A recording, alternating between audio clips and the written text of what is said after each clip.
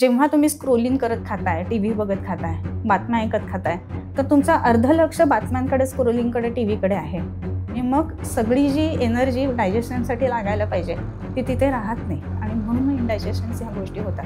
अगदी वाघ मागे लागल्यासारखं पण जीवन आहे किंवा खूप स्लो, एक सिरियल संपून दुसरी चालली आहे तरी हात आपला तसाच आहे, असंही नाही जेवलं पाहिजे. कारण मग तिथे पचनाच्या वेळांमध्ये फरक पडायला लागतो. म्हणजे जेवण कमी आणि पाणी जास्ती चाललंय असं जर झालं ना, तर पाण्याचं प्रमाण वाढल्यामुळं आपल्या शरीरामधलं जे स्टमकमधनं हायड्रोक्लोरिक ॲसिड सिक्रेट होत असतं ते पचन होण्याच्यासाठी, तर त्या न्यूट्रलाइज व्हायला लागतात किंवा डायल्यूट व्हायला लागतात. त्याच्यामुळे मग ते पचन व्यवस्थित होऊ शकत नाही. त्यामध्ये का छान वाटतं आपल्याला, कारण की त्याचं प्रेझेंटेशन खूप छान असतं. आतमध्ये किचनमध्ये ठीक आहे, म्हणजे त्याबद्दल मी बोलत नाही.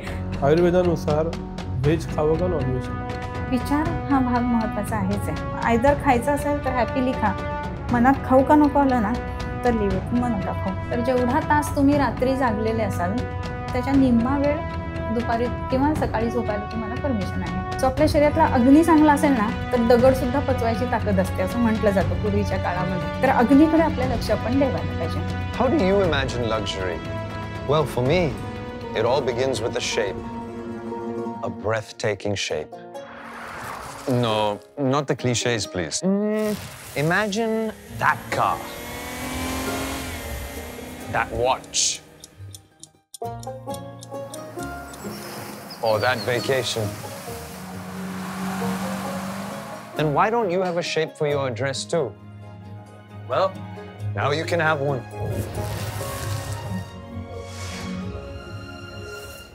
Amanora Gateway Towers 2 at Pune. The breathtaking shape of luxury. नमस्कार, मी विनायक पाचलक आणि थिंक बँकच्या थिंक लाईफमध्ये तुम्हा सगळ्यांचं पुन्हा एकदा स्वागत. तुम्हाला माहिती आहे की या सेगमेंटमध्ये आपण शारीरिक आरोग्याबद्दल बोलतो, मानसिक आरोग्याबद्दल बोलतो आणि या सगळ्यातला एक महत्त्वाचा भाग असतो ते म्हणजे आपल्या जीवनशैलीतला आयुर्वेदाचा वापर. आपल्याला आयुर्वेद म्हणजे फक्त चूर्ण, भस्म, काढे असं माहिती आहे आणि ॲलोपॅथीनं झालं नाही काही बरं तर आपण आयुर्वेदाकडे जातो, विशेषतः पोटाच्या आजारांच्या बाबतीत. त्यामुळे आज मला प्रामुख्यानं हे समजून घ्यायचं आहे की आपण आपल्या मॉडर्न लाईफस्टाईलमध्ये आयुर्वेदाचा वापर कसा करू शकतो, त्यानं काय काय गोष्टी आपल्या आयुष्यातल्या सोप्या होऊ शकतात. त्यासाठी माझ्याबरोबर आहेत वैद्य गौरी मंदार बोरकर. स्वागत आहे थिंक बँकवरती. नमस्ते. त्यांचा गेले 25हून अधिक वर्षांचा अनुभव आहे. त्या पुणे, ठाणे, कल्याण डोंबिवली या ठिकाणी प्रॅक्टिस करतात. याच्याशिवाय त्या मूळ BAMS आणि MS आयुर्वेद आहेत आणि आयुर्वेदातल्या विविध घटकांवरती त्यांनी पुस्तकं लिहिलेली आहेत. काही गोष्टींचं भाषांतर केलेलं आहे. एकूणातच आयुर्वेदातल्या एक अत्यंत महत्त्वाच्या व्यक्ती असं त्यांना म्हणता येईल. त्यामुळे त्यांच्याकडूनच समजून घ्यायचं आहे की लाईफस्टाईल, विशेषतः आजची नॉलेज इकॉनॉमीतल्या लोकांची लाईफस्टाईल आणि आयुर्वेद.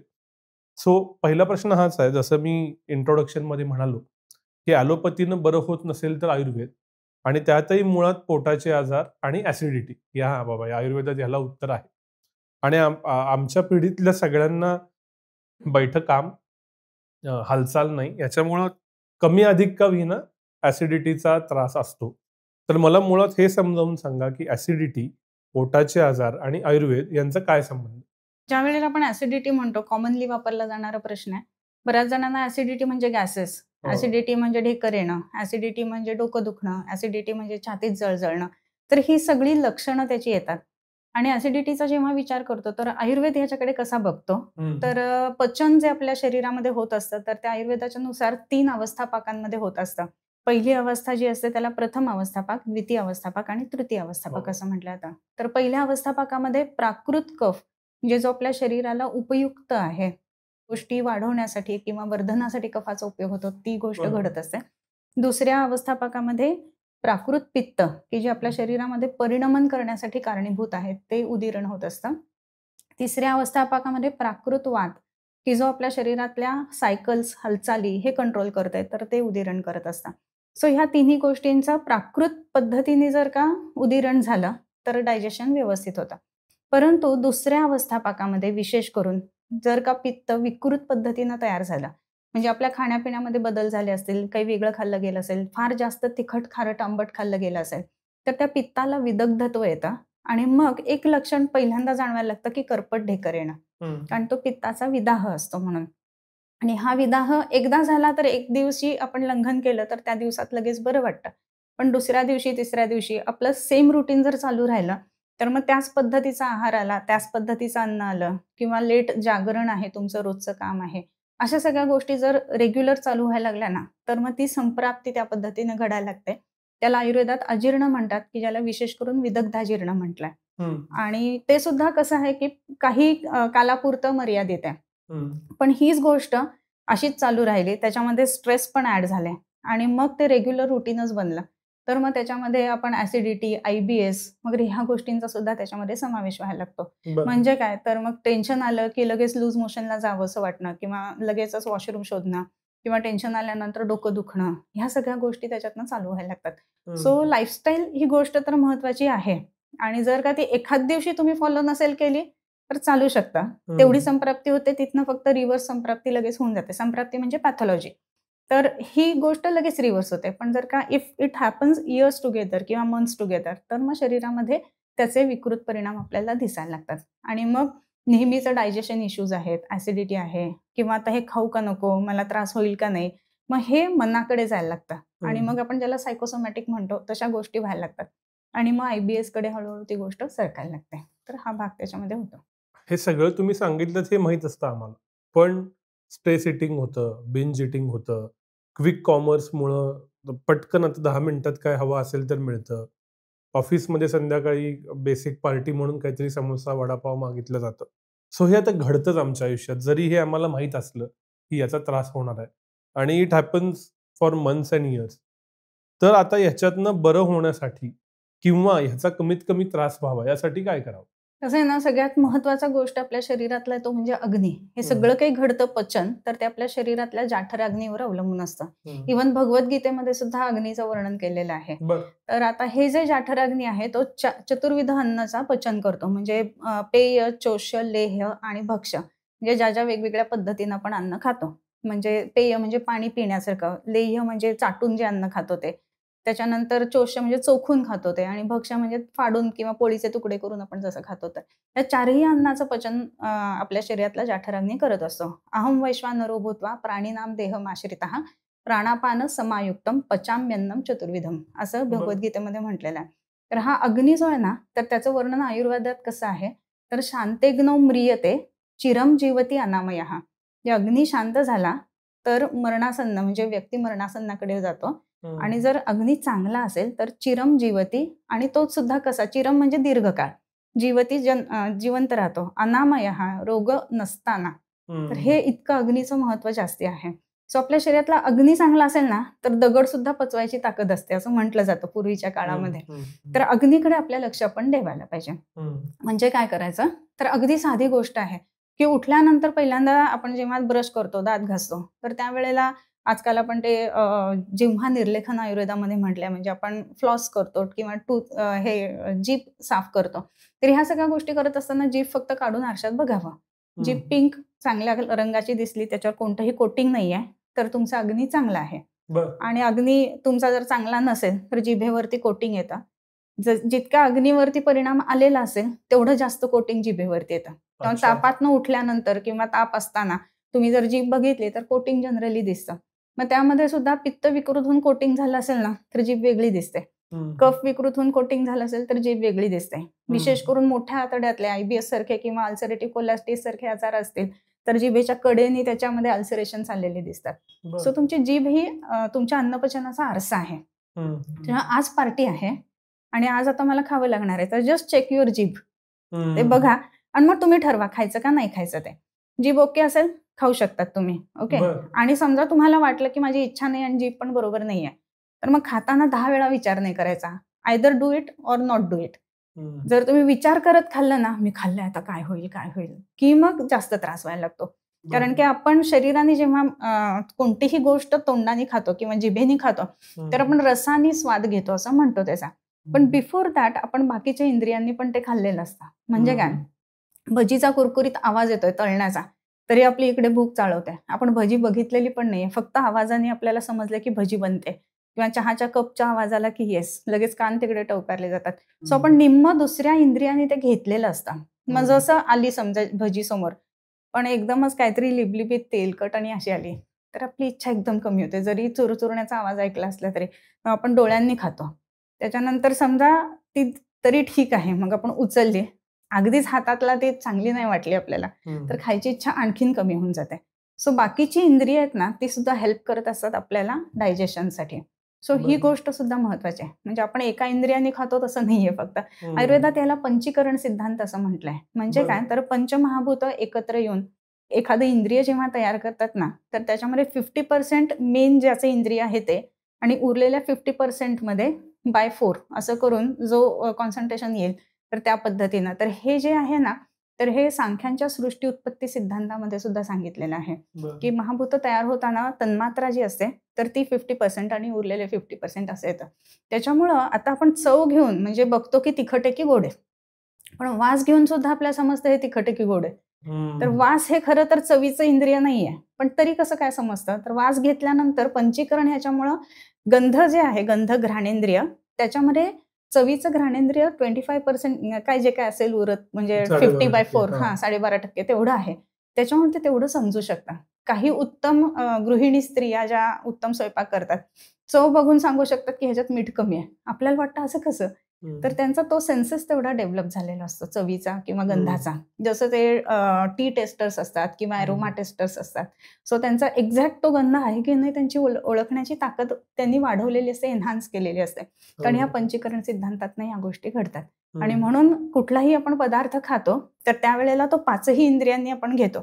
त्यामुळे त्याचं स्वरूप, प्लेटिंग ह्या सगळ्या गोष्टी छान असल्या ना, की आपली भूक आणखीन उदिरण होते.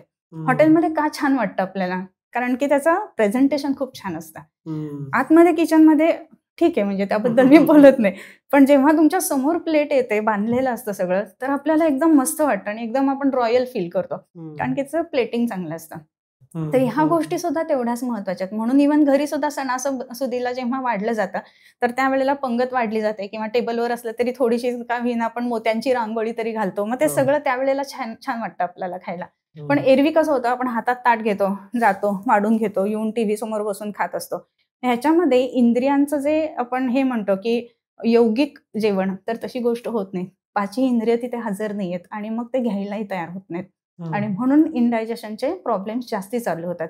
जेव्हा तुम्ही स्क्रोलिंग करत खाताय, टीव्ही बघत खाताय, बातम्या ऐकत खाताय, तर तुमचं अर्ध लक्ष बातम्यांकडे, स्क्रोलिंगकडे, टीव्हीकडे आहे.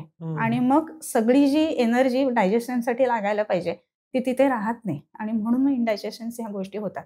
किंवा खात असताना कुठल्या गोष्टीचं आपल्याला एखादी गोष्ट आवडत नसेल, ती नेमकी पानात आली किंवा खात असताना केस आला, माशी आली, तर जो नॉशिया बसतो ना, त्याच्यातनं स्टमक जे असतं ना, ते सुद्धा एकदम असं आकुंचन पावतं, की ते घेत नाहीये. कारण त्याला ते फॉरेन बॉडी तर तो एक्सेप्ट नाही करत आहे. आणि मग आपली इच्छा एकदम कमी होऊन जाते. अशा गोष्टी होतात. तर ह्या सगळ्या गोष्टींचा जो परिणाम आहे ना, तो सुद्धा डायजेशनवरती येत असतो. आणि म्हणून जेवत असताना कसं जेवावं असं म्हटलेलं आहे. तर त्याच्यामध्ये उष्णम स्निग्धम मात्रावत जीर्णे वीर्याविरुद्धम इष्टे देशे इष्ट सर्वोपकरणम नातिद्रुतम नातिविलंबितम अजल्पन न हसन तन्मना भुंजित आत्मानम अभिसमीक्ष सम्यक. म्हणजे काय, तर गरम खावं. उष्णम ही भुंजानम स्वतः. गरम गरम पोळी वाढली तर अजून अर्धी पोळी जास्ती जाते बऱ्याचदा आपल्याला. त्याच्यानंतरचं स्निग्धम, थोडंसं तरी त्याच्यामध्ये स्निग्धता असली पाहिजे. म्हणून 1 चमचाभर तूप गाईचं घ्यावं. इव्हन गाईच्या तुपामध्ये सुद्धा लिनोलिक ऍसिड म्हणून असतं, की जे अँटी कॅन्सरस म्हणून काम करतो. सो आजकालचे 0 फॅट वगैरे चालू आहे ना, तर तशा गोष्टी करू नयेत. तर सर्व रस आपल्या आहारामध्ये असायला पाहिजेत. त्याच्यानंतर मात्रावत, योग्य मात्रेमध्ये जेवावं. प्रत्येकाची मात्रा डिफरंट असू शकते. म्हणजे मी समजा 2 पोळी भाजी भात खात असेल, तर समोरचा कदाचित 3 पोळीने त्याचं पोट भरत असतं. तर त्यामुळे एक्झॅक्ट मापाने खाऊ नका. आपल्या स्वतःच्या मापाने खायला पाहिजे ते. त्याच्यानंतर जीर्ण झाल्यानंतर पहिला आहार जीर्ण झालाय की नाही हे बघायला पाहिजे आणि मग खायला पाहिजे. म्हणजे तुम्हाला भूक लागली आहे ना, तुमची उद्गार शुद्धी आहे ना, ह्या गोष्टी बघायला पाहिजेत आणि मग जेवायला पाहिजे. त्याच्यानंतर वीर्याविरुद्ध म्हणजे चुकीच्या गोष्टी एकत्र करून खाणं हे करू नये. इष्टे देशे इष्ट सर्व उपकरणं म्हणजे काय, तर योग्य जागी बसून खायला पाहिजे आणि सर्व उपकरणं म्हणजे आता जे आपण म्हटलं प्लेटिंग वगैरे ते छान असले पाहिजे. जनरली बायका जर का आपण बघितलं ना, तर भाजी चिरलेली ताटं वगैरे घेऊन त्याच्यात जेवतात वगैरे आणि मग बऱ्याच गोष्टी त्याच्यामधनं चालू होत असतात ॲक्च्युली अमिबेसिस सारख्या वगैरे. सो ह्या गोष्टी करू नयेत असं आहे. आणि मग नातिद्रुतम नातिविलंबितम, अगदी वाघ मागे लागल्यासारखं पण जेवू नये किंवा खूप स्लो, एक सिरियल संपून दुसरी चालली तरी हात आपला तसाच आहे, असंही नाही जेवलं पाहिजे. कारण मग तिथे पचनाच्या वेळांमध्ये फरक पडायला लागतो. कारण स्टमक जे आहे त्याच्यातनं चर्निंग होऊन साधारणपणे 2.5 ते 3 तासामधनं ते एम्प्टी होणार आहे आणि त्याच्या मध्ये मध्ये सतत येत राहिलं ना तर मग ते डायजेशन विकृत व्हायला लागतं आणि ही सगळी कारणं असतात डायजेशन बिघडण्याचे. आणि शेवटचा जो शब्द आलाय ना त्याच्यामध्ये की तन्मना भुंजित आत्मानम अभिसमीक्ष सम्यक म्हणजे काय, तर तन्मना म्हणजे लक्ष देऊन जेवायला पाहिजे. तत्मन म्हणजे ज्या ठिकाणी आहे तिथेच मन ठेवणं, ज्याला आपण यौगिक आहार असं म्हणतो की 5 इंद्रिय बघून तुम्ही त्याचा स्वाद घेत जेवणं. तसं केलं की इव्हन बनवणाऱ्याला सुद्धा छान वाटत असतं.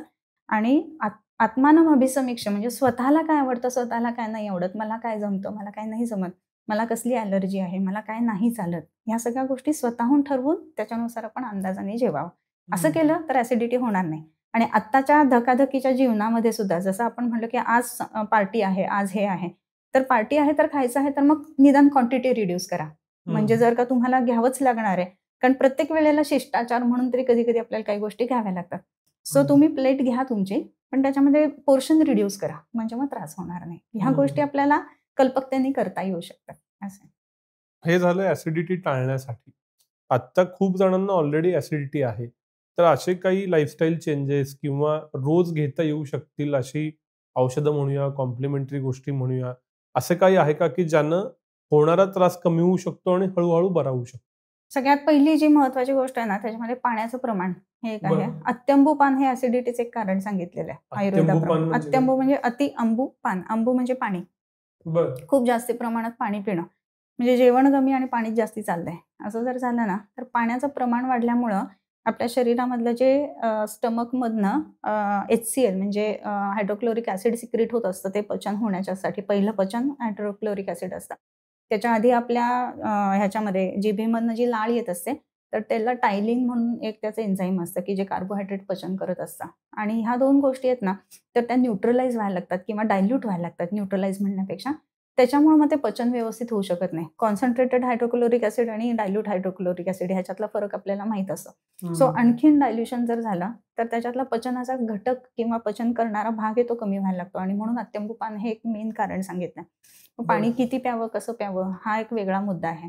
पण म्हणजे हे आम्हाला सगळीकडे त्याची चर्चा होती की 3-3.5 लिटर पाणी प्यावं, व्यायाम केल्यानंतर पाणी प्यावं. म्हणजे दिवसभरात आजकाल मग झालेत की ज्याच्यावर गजर असतो लोकांचा मोबाईलवरती आणि मग 300 ml पाणी प्यावं. त्यामुळे या निमित्तानं पाणी किती प्यावं, कारण उलट आयुर्वेदात सांगतात की पाणी खावं, कमी प्यावं, आणि हा डिबेट चालूच आहे. तर ह्या निमित्तानं आम्हाला सांगा की पाणी किती, कसं, कधी प्यावं? आता कसं आहे ना की पाणी किती, कसं आणि कधी प्यावं हा खूप महत्त्वाचा विषय आहे आणि त्याच्यामध्ये वेगवेगळ्या फिजिओलॉजीनुसार आणि वेगवेगळ्या जॉग्राफीनुसार पाण्याचं प्रमाण बदलेल. आता जॉग्राफीचा विषय जर का आला तर आपण बघितलं तर उंट आपल्याला माहिती आहे डेझर्टमध्ये राहतो. सो तो एका वेळेला किती पाणी पिऊ शकतो, तर 200 ते 300 लिटर पाणी एका वेळेला पितो. म्हणजे बादल्या पण नाहीत त्याला पुरणार, मोठे हांडे जाणायला लागतील असं आहे. पण का, तर तो ते स्टोअर करतो आणि नंतर ते युटिलाइज करतो, कारण त्याला हंप आहे. आपल्या शरीरामध्ये अशी कुठली सोय नाही की पिऊन घ्या आणि जेव्हा पाहिजे तेव्हा युटिलाइज करा. आपलं जे आहे ते एकदा चॅनलमध्ये गेलं की ते चालूच राहणार आहे. मग आता समजा आपलं ऑक्युपेशन कसं आहे किंवा आपण कोणत्या एरियात राहतो त्याच्यानुसार सुद्धा हे प्रमाण बदलेल. आता मुंबईसारखा डॅम्प एरिया आहे तर पाण्याचं प्रमाण थोडं कमी लागेल. तुम्ही जर का सोलापूर किंवा धुळे, जळगाव अशा ठिकाणी गेलात आणि उन्हाळ्याच्या सीझनमध्ये आहे तर पाण्याचं प्रमाण वाढणार आहे, कारण पर्स्पिरेशन, घामाने पाणी तुमच्या शरीरातलं निघून जात आहे. आणि जर का तुम्ही हिमालयन सारख्या ठिकाणी आहात की जिथे थंडी पण आहे पण वृक्षता जास्ती आहे तर तिथलं पाण्याचं प्रमाण डिफरंट राहणार आहे. मग नेमकं आपण ओळखायचं कसं, तर एक रेंज म्हणतो ना तर तशी असते. साधारणपणे 2 लिटर पासून ते 3.5 लिटर पर्यंत पाणी आपण पिऊ शकतो. 3.5च्या पुढे गेलं ना तर लगेच अगदी काहीतरी होणार आहे असंही नाही, किंवा 2च्या खाली गेलं तर अगदी काहीतरी होणार आहे असं नाही, पण हा एक अंदाज आहे. आणि मग समजा एखाद्या वेळेस तुम्ही काम करत असताना आर्किटेक्ट आहे किंवा इंजिनियर आहे किंवा साईट वर्क आहे तुम्हाला, किंवा तुम्ही वारीसारख्या ठिकाणी जाताय बाहेर जिथे उन्हामध्ये चालायला लागतंय, अशा वेळेला पर्स्पिरेशन जास्त आहे, शरीरातनं पाणी निघून जातं आणि तुम्ही फिजिकली ऍक्टिव्ह आहात, अशा वेळेला पाण्याचं कन्झम्पशन जास्ती असतं शरीरामधनं जे केलं जातं ते. मग त्यावेळेला त्याची जी रिक्वायरमेंट आहे ती सुद्धा जास्ती राहणार आहे आणि म्हणून अशा ठिकाणी जास्त पाणी घ्यायला लागतं. पण तुम्ही एसी मध्ये बसलाय, चिल्ड आहे आणि तुम्ही एकाच ठिकाणी काम करताय, सिडेंटरी आहे आणि बसून तुमचं कॉम्प्युटरवरती काम चालू आहे, सो सगळ्यात जास्त काम जे आहे तुमचं ब्रेनचं चालू आहे त्या ठिकाणी, शारीरिक काम नाहीये. मग त्या ठिकाणी पाण्याचं प्रमाण कमी राहिलं तरी सुद्धा चालू शकतं. सो हा डिफरन्स आहे पाण्यामध्ये पिण्याचा. सो आपलं काम काय स्वरूपाचं आहे त्याच्यानुसार आपण बदल करायला पाहिजे. मग एक आता थंब रूल ज्याला आपण म्हणू की किती साधारण प्यायला पाहिजे, तर त्याच्यामध्ये जेवताना पाणी प्यावं का नाही प्यावं असाही एक विषय असतो. तर त्याच्यामध्ये विशेष करून आपण जर बघितलं ना तर समस्थूल कृशाहा भक्त मध्यांत प्रथमांबुपाहा असं म्हटलंय. प्रथम मध्य अंत अंबुपाहा म्हणजे अंबू म्हणजे पाणी, पाणी पिणारे कसे होतात तर समस्थूल आणि कृश ओळीने. ओके, म्हणजे जेवणाच्या सुरुवातीला जर का आपण पाणी प्यायलं तर कृशत्व येतं असं आहे, कारण की पाण्याने ती जागा भरली जाते. त्याच्यानंतर जेवत असताना थोडं थोडं पाणी प्यायलं तर जसे आहात तुम्ही मध्यम त्याच पद्धतीनं ते शरीर मेंटेन राहतं. आणि जेवणाच्या शेवटी जर जास्त प्रमाणामध्ये पाणी प्यायलं तर स्थूल्य येण्यासाठी म्हणून ते कारणीभूत असतं. सो त्याच्यामुळे पाणी कधी पिताय त्याच्यानुसार सुद्धा हा फरक पडेल. म्हणजे पाणी जेवणाआधी पिलं तर वजन कमी होऊ शकतं, करेक्ट. जेवताना पिलं तर नॉर्मल राहील आणि जेवणानंतर पिलं तर जाड होतं. अच्छा. आणखीन एक गोष्ट आहे त्याच्यामध्ये की आपलं जे जठर आहे त्याचे 4 भाग कल्पायचे. त्याच्यामधले जे 2 भाग आहेत त्यांनी अन्न घ्यायचं, एक भाग पाण्याने भरायचा आणि एक भाग आहे तो वायूच्या चलनासाठी रिकामा ठेवायचा. अन्नेन कुक्षौर द्वाविंशो पानैनैकं प्रपुरेत आश्रयम पवनादीनाम चतुर्थम अवशेषेत असं म्हटलंय. अन्नेन कुक्षौर द्वाविंशो 2 भाग अन्नाने भरायचे, एक भाग पाण्याने भरायचा आणि एक भाग येतो वायूच्या चलनवलनासाठी रिकामा ठेवायचा. आता स्टमक आतमध्ये आहे त्याचे भाग कसे कल्पायचे, तर असं जेव्हा आपण विचार करतो ना त्यावेळेला साधारणपणे अन्न आपण जेवढं घेतो तर त्याच्यामध्ये 650-700 ग्रॅमपासून ते साधारण 900 ग्रॅमपर्यंत असतं. मग त्याच्यापेक्षा निम्म म्हणजे साधारणपणे जास्तीत जास्त अर्धा लिटर 200-300 ml पर्यंत पाणी असं जेवताना घ्यायला पाहिजे. म्हणजे आपलं जे आहे ना ते बॅलन्स गोष्ट होऊ शकतात आणि मग स्टमकच्या चर्निंगसाठी त्याच्यामध्ये जागा आणि व्यवस्था ही दोन्ही गोष्ट मेंटेन राहू शकतात.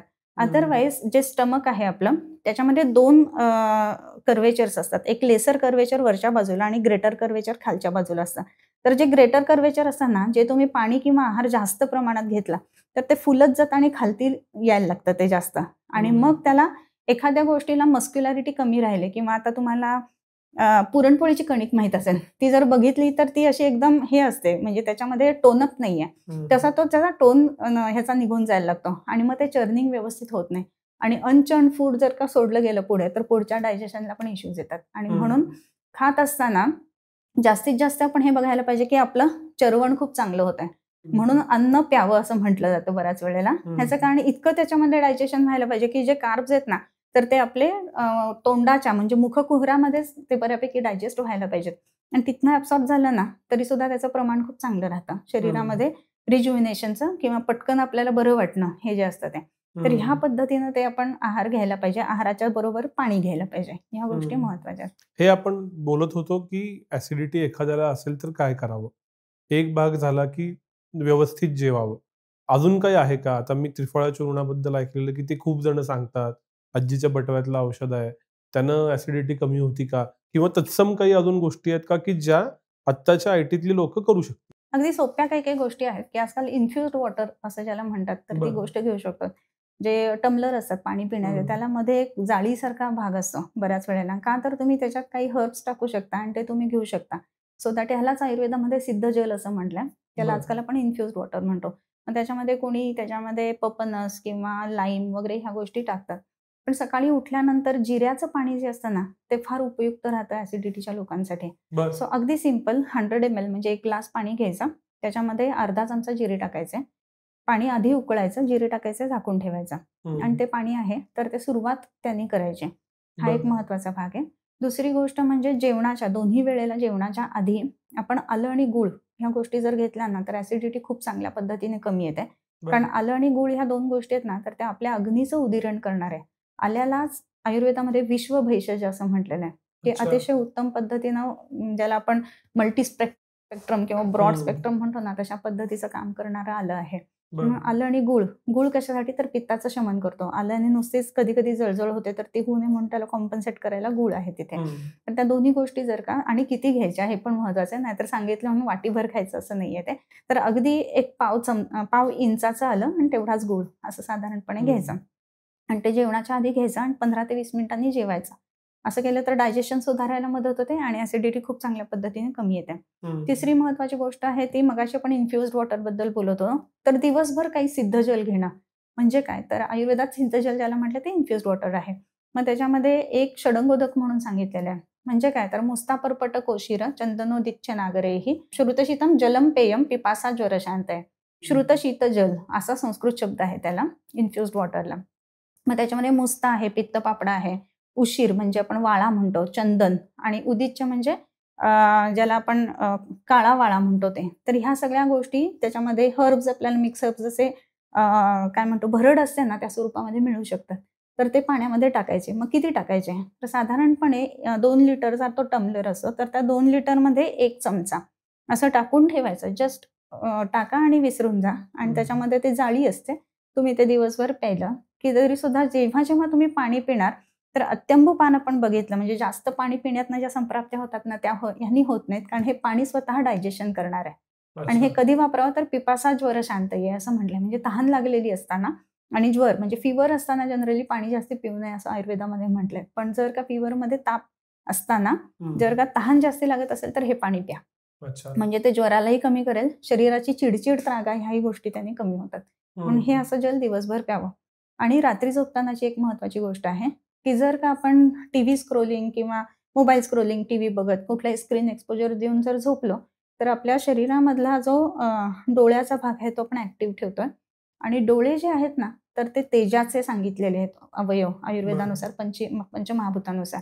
तर तेजाची विकृती त्याच्यातनं सुरुवात व्हायला लागते. आणि म्हणून आपण जेवढं अशा पद्धतीचं बघू आणि मग झोपलो, तरी आपण झोपल्यानंतर आपल्या डोक्यात बॅक ऑफ द माइंड काही ना काहीतरी चालू राहतं. म्हणून स्वप्न जास्ती पडणं किंवा आपण धावतोय, कुत्र मागं लागलं, असे टिपिकल काही स्वप्न पडत असतात लोकांना. आणि मग झोप नीट होत नाही. आणि झोप नाही झाली तर उठल्यानंतर परत इनडायजेशन सारखं फिलिंग असतं आणि त्यातनं ऍसिडिटी चालू होतात. झोप व्यवस्थित होते हे बघायला पाहिजे. निद्रेला भूतधात्री असं म्हटलंय आयुर्वेदामध्ये. भूत म्हणजे सगळी जी आपण मानव जाती आहे किंवा कुठलंही प्राणी जात आपण ज्याला म्हणू, तर त्यांचा धात्री म्हणजे धरण पोषण भरण करणारी अशी आहे. म्हणजे एक वेळ माणसाला जेवायला नाही दिलं तरी एक वेळ चालू शकतं, पण त्याला झोप गरजेची असते. सो झोप जर का व्यवस्थित झाली तर इनडायजेशन शरीरातलं जे आहे ना, तर ते निघून जायला मदत होत असते. आणि झोप स्वतः हील करते या सगळ्या गोष्टींना. म्हणून वेअर अँड टेअर हिलिंग करणारी अशी ही झोप असते. ही झोप शांत जर झाली तर मग इनडायजेशन होणार नाही. झोप शांत लागण्यासाठी काय काय करायचं, तर त्याही बऱ्याच गोष्टी आयुर्वेदामध्ये सांगितल्या. त्याच्याकडे यायच्या आधी अजून एक बेसिक प्रश्न असा की लिंबू पाणी सकाळी उठल्या उठल्या प्या आणि त्यानं तुमचं पोट साफ होतं एकदम आणि क्लीन होतं, असे खूप व्हॉट्सअप मेसेजेस येतात. हे खरं आहे का? कसं आहे की लिंबू पाणी, तर लिंब साम पित्ताचं पचन करणारं आहे. तर त्याच्यामुळे ते खरं आहे, पण अंशतः. कारण काय, तर प्रत्येकाची प्रकृती वेगवेगळी असते. काही जणांना लिंबू घेतल्यानंतर आंबटपणामुळे एकदम त्रास चालू होतात उलट. पण प्रत्येकासाठी ते योग्य नाहीये. त्याच्यामुळे मग पर्सनलाइज म्हणजे तुम्ही सल्ला घ्यायला पाहिजे, तुमची प्रकृती कोणती आहे त्याच्यानुसार. हे जर का कफाची प्रकृती असेल तर लिंबू पाणी चालू शकतं, परंतु जर का पित्ताची प्रकृती असेल तर लिंबू पाणी घेतल्यानंतर त्रास होऊ शकतो. त्याच्यामुळे मग अशा वेळेला डाळिंबाचा रस एक वेळ चांगला असू शकतो अशा पेशंटसाठी. सो तुमच्यासाठी काय योग्य आहे, तर ते पर्सनलाइज कन्सल्टेशन त्याची गरज असणार. आयुर्वेदामध्ये पुरुषम वीक्ष असं म्हणले. प्रत्येक माणूस डिफरंट आहे, त्याची प्रकृती वेगळी आहे आणि त्याच्यानुसार वेगवेगळे सल्ले राहतात. एक कायमचा प्रॉब्लेम खूप प्रॅक्टिकल आयुर्वेदाबद्दलचा, एक एवढं संस्कृत कळत नाही. दुसरं, ते सगळे हे येतात काढे आणि पुड्या येतात, ते कॅरी करता येत नाही, ते फॅशनेबल नाही, त्याच्या गोळ्या टॅबलेट्स नाहीत. असं असूनही आयुर्वेदाकडं का जावं? आणि मग ह्याला काही प्रॅक्टिकल मार्ग एवढ्या वर्षात निघालेला नाही का, टॅबलेटच्या रूपात किंवा काढायच्या विषयी अजून काहीतरी, म्हणजे इझी टू यूज कसं वापरायचं आहे? कसं आहे की प्रत्येक वेळेलाच काढे आहेत असं नाहीये किंवा प्रत्येक वेळेला चूर्ण आहेत असं नाहीये. गोळ्या भरपूर येतात, म्हणजे कमीत कमी 100 प्रकारच्या तरी, जास्तीत जास्त म्हणजे 100 पेक्षा अनेक जास्ती पद्धतीच्या गोळ्या येतात. मग तरी सुद्धा चूर्ण देण्याचा वैद्य लोकांचा आग्रह असतो, आयुर्वेदिक प्रॅक्टिशनरचा. तर का, तर तुमच्यासाठीचं जे कॉम्बिनेशन आहे ना, त्याच्यामध्ये बनवता येतं म्हणून. तर हे एक महत्वाचा भाग आहे. कारण गोळी जरी म्हटलं ना, तर ते ठराविक कॉम्बिनेशन आहे. आणि मग त्याच्यामध्ये ते जे कॉम्बिनेशन आहे ते प्रत्येकालाच तेवढ्याच ह्यानी प्रत्येक डिफरंट लक्षणासाठी उपयुक्त राहील असं नसतं ना. आणि म्हणून काही वेळेला आम्ही सांगतो की ठीक आहे गोळ्या देऊयात, पण एक तरी चूर्ण मी देते की ज्याच्यामध्ये तुम्हाला तुमच्या पद्धतीनं, तुम्हाला जे कस्टमाइज्ड म्हणतो त्या पद्धतीनं कॉम्बिनेशन्स आम्हाला करून देता येतात. म्हणून शक्यतो चूर्ण देण्याकडे आमच्या लोकांचा भर असतो. पण चूर्ण घेणं एवढी डिफिकल्ट गोष्ट नाहीये असंही मला वाटतं. जस्ट तुम्ही पाण्यामध्ये म्हणजे टाकून पाण्याबरोबर प्यायलं किंवा तोंडात टाकून वरून पाणी प्यायलं तरी सुद्धा ओके आहे. लिक्विड्समध्ये काढे वगैरे मिळतात. आपण जर का साऊथकडे गेलो, केरळ वगैरे साईडला, तर तुम्ही स्वतःला बॉटल कॅरी करायची पण गरज नाही. तिकडे वन टाइम डोस पण मिळतात बरं का. म्हणजे तुम्ही कुठल्याही शॉपमध्ये जा आणि सांगा की मला एक उदाहरण म्हणजे दशमूलारिष्ट, एक कॉमन घेणारं औषध, की मला दशमूलारिष्ट हवं आहे, 20 ml डोस आहे म्हणून. ते 20 ml त्यांच्याकडनं काढून देतात. पाणी वगैरे मिक्स करून तुम्ही घ्यायचं आणि तुम्ही ऑफिसला जाऊ शकता. इतकं सिंपल सुद्धा काही ठिकाणी आपल्याला अशा पद्धतीचे मिळतात डोसेस, सिंगल डोसेस. आणखीन एक महत्त्वाचा भाग म्हणजे पॅकेजिंगमध्ये आता सुधारणा बरीच व्हायला लागलेली आहे. काही गोष्टींच्या कॅप्सूल्स वगैरे पण येतात. आता मी जे तुम्हाला म्हटलं, की आम्ही काही आग्रह करतो, की तुम्ही कस्टमाइज म्हणजे ते फॉर्म्युलेशन तुमच्यासाठीचं जे आहे ते आम्ही त्या वेळेला बनवून देतोय. मग त्याचे ना एक हे पण येतात म्हणजे कॅप्सूल्स पण येतात, की जे व्हेजी कॅप्सूल्स आपण ज्याला म्हणतो. त्याच्यामध्ये ते भरून तुम्हाला कॅप्सूलच्या फॉर्ममध्ये सुद्धा देता येऊ शकतात. सो हा भाग तर निश्चित आहे. पण तरी सुद्धा कस्टमायझेशन ज्याला आहे ना, तर त्याला अजून तरी आम्ही वैद्य लोक फारसे की नाही म्हणजे फक्त तयार गोळ्या असं फारसं तयार नाही होत. कारण की तुमची तब्येत लवकर बरी कशी व्हावी, मग त्याच्यामध्ये सुद्धा बऱ्याच गोष्टी येतात. म्हणजे दुष्यम देशम बलम कालम अनलम प्रकृतीम वयाः सत्वम सात्म्यम तथाहारम अवस्थाश्च पृथक्विदा सूक्ष्म सूक्ष्माः समैक्षेषाम दोषौषध निरूपणे यो वर्तते चिकित्सायाम नसस्खलती जातुचित असं म्हटलंय. म्हणजे काय तर दुष्य म्हणजे शरीरातला कुठला धातू घटक बिघडलेला आहे, देश तुम्ही कोणत्या देशामध्ये राहताय, तुमचं बल कसं आहे, काळ कुठला चालू आहे, ह्या सगळ्या गोष्टी बघून मग आम्ही कॉम्बिनेशनमध्ये फरक करत असतो. आणि मग ते कॉम्बिनेशनचं पॅकिंग जे आहे ना ती डिफरंट गोष्ट आहे. मग ते कॅप्सूल पॅकिंग वगैरे सुद्धा करून देता येऊ शकतं. तुम्ही गेल्या उत्तरात उल्लेख केला डोळ्याचा. ऑन अन ॲव्हरेज आम्ही सुद्धा खूप रील टाकतो आणि रीलच बघितली जातात 3 तास 4 तास. ॲव्हरेज काहीतरी 4-1 तास आहे असं म्हणतात. आता मी हा चष्मा घातलाय तो ब्ल्यू कोटेड आहे जेणेकरून UV रेज येऊ नयेत. मग ड्राय आय सगळ्यांनाच असतो आयटीतले आणि मग ड्रॉप्स येतात की जे खोटे अश्रू देतात. डोळ्यांची काळजी हा आमच्या अख्ख्या पिढीचा कॉमन प्रश्न आहे. त्याच्याबद्दल तुम्ही काय सांगाल? बरोबर. स्क्रीन टाईम तर आहेच आहे. म्हणजे आता अगदी छोट्या बच्च्यापासून ते बुढे सगळेच जण बघतात. कारण की प्रत्येकाला एंटरटेनमेंटचं वेगवेगळं साधन म्हणून ते आहे. बाळ खात नाहीये म्हणून मोबाईल दाखवत खायला घालणं, इथेपासून ते कंटाळा आलाय, वेळ जात नाही तर काय करू म्हणून स्क्रोल करणं, इथेपर्यंत सगळ्या गोष्टी येतात. 3-4 गोष्टी मात्र लक्षात ठेवायला पाहिजेत. एक तर आपल्याकडे जसे स्क्रीन जास्त आपण युसेज करायला लागलो तर त्याच्यामध्ये टायमर कंट्रोल पण आले. सो काही ठिकाणी टायमर कंट्रोल तुम्ही लावू शकता. सो त्यात टेक्नॉलॉजी त्याचाही वापर आपण करायला पाहिजे. दुसरी गोष्ट जसं तुम्ही म्हटलात की ब्लू रेज येऊ नयेत म्हणून फिल्म लावलीत तर ते ॲक्सेप्टेबलच आहे. ऑलवेज ते व्हायलाच पाहिजे. पण हे सगळं बाहेरून केले जाणारे कंट्रोल आहेत. मग आपल्यासाठी आपण काय करायला पाहिजे? तर त्याच्यामध्ये 2-3 महत्त्वाच्या गोष्टी म्हणजे रात्री झोपताना अंधारामध्ये विशेष करून स्क्रोलिंग करू नये. इव्हन मोठे जे ऑप्थॅल्मॉलॉजिस्ट असतात ते सुद्धा सांगतात की त्यांनी अंधत्व येण्याची सुद्धा शक्यता असते. सो त्यामुळं ती गोष्ट तर नक्कीच आपण टाळू शकतो. कामासाठी म्हणून स्क्रीन टाईम आहे वगैरे जास्त आहे. तर मग आता काय करायचं? तर अगदी छोट्या-छोट्या काही गोष्टी आहेत त्याच्यामध्ये. सगळ्यात पहिली महत्त्वाची गोष्ट त्रिफला मधु सर्पिभ्याम निशी नेत्र बलायच असं म्हटलंय. त्रिफळा चूर्ण आणि तूप आणि मध हे मिक्स करून जर रोज रात्री घेतलं तर ते डोळ्यांसाठी हितकर आहे. त्रिफळामध्ये हिरडा, आवडा आणि बेहळा हे 3 गोष्टी येतात. आता हिरडा जो असतो ना तर त्याचा आकार आपण बघितला तर तो डोळ्यासारखा असतो आणि जिवंती चेतकी नावाचा जो असतो मोठा सुरवारी हिरडा म्हणतात त्याला. तर त्याचा आकार एकदम डोळ्यासारखा असल्यामुळं सृष्टीमध्ये पिंडी ते ब्रह्मांडी न्याय जो असतो, जसं सृष्टीत असतं तसंच आपल्या शरीरामध्ये असतं. त्याप्रमाणे त्या डोळ्याच्या आकाराचा असल्यामुळे त्याचा उपयोग खूप चांगला त्याच्यासाठी होत असतो. दुसरी महत्त्वाची गोष्ट अशी आहे की पायांना तेल लावणं. योगशास्त्राप्रमाणे पायातून निघालेल्या 2 नाड्या आपल्या डोळ्यापर्यंत जातात आणि त्याच्यामुळे आपण खूप जास्त चाललो, विशेष करून टार रोडवरती चाललो तर आपले डोळे जळजळतात. तर त्याच्यामुळं अनवाणी जर चाललं असेल तर आणि त्याच्यामुळं पायांना जर तेल लावलं गेलं ना तर डोळ्यांमध्ये आराम मिळतो. हा एक महत्त्वाचा भाग आहे. आणखीन एक महत्त्वाची गोष्ट अशी मग तेल कोणतं लावायचं? काहीच नसेल तर खोबरेल तेल, गोडं तेल वगैरे तुम्ही लावू शकता. पण एरंडेल तेल आणि एक नागकेशर म्हणून औषध असतं. तर ते त्याच्यामध्ये जर घालून हलवून ठेवलं व्यवस्थित आणि ते जर लावलं गेलं रोजच्या रोज तळपायांना तर त्याच्यामुळं डोळ्यांची इव्हन व्हिजन सुद्धा चांगली राहायला मदत होत असते.